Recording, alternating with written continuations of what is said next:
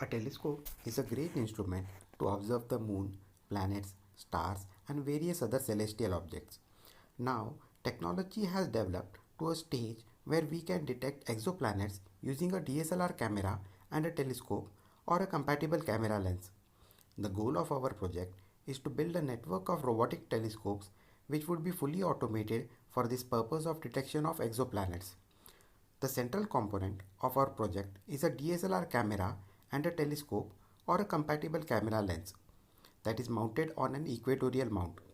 This is a motorized star tracking mount and is controlled using Arduino Uno, and we have developed customized motor drivers to operate the motors. The unit will record changes in brightness of a particular star, and the data is used to derive a light curve using a specialized software called Panoptis Observatory Control System using the Intel NUC. There are additional sensors to predict unfavorable weather conditions, and the entire project works on solar power. For this purpose, we have developed an auto charging system that would automatically sense the battery voltage level and charge it through the 20-watt solar panel available on board. Now let's try to understand how an equatorial mount works. Here we have made a small model for understanding purpose. Using the latitude screw, we can adjust the angle of the equatorial mount and align it with the axis of the rotation of the earth. By using the first motor, we can adjust the declination, and by using the second motor, we can adjust the RA. Thus, we can accurately point the telescope or the DSLR camera towards a particular star. Then the microcontroller would give commands to the motor and track the star as it moves across the sky. The entire system is automated for least human intervention, and the data received can also be accessed via GSM network. This project would be connected to other similar automated telescopes for data sharing, and the data can also be shared to universities or research scholars or even citizen scientists. Now let's try to understand how the transit method works. Consider a star which has a planet revolving around itself.